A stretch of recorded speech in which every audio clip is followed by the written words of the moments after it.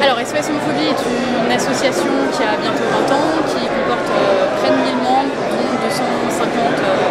bénévoles actifs qui travaillent au quotidien pour l'association. On a des activités très diverses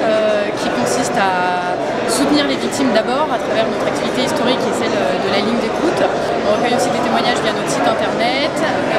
via des entretiens qu'on mène lors d'actions, lors de soirées, etc. On prévient aussi, enfin en tout cas on tente de prévenir l'homophobie et la transphobie en faisant des interventions au milieu scolaire et en formant des adultes tant dans le secteur privé que dans les administrations publiques.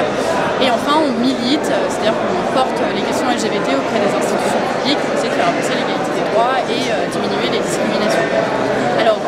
une de nos activités phares après la ligne d'écoute, c'est la publication du rapport annuel dont la 16e édition est présentée ce soir. Alors l'édition de ce soir, que nous présentons ce soir, a pour particularité d'enregistrer un nombre record de témoignages, tristement, et de faire apparaître que les violences homophobes et transphobes du quotidien sont en augmentation dans le travail, dans le voisinage et dans la famille. Ça veut bien dire que l'homophobie ordinaire perdure encore aujourd'hui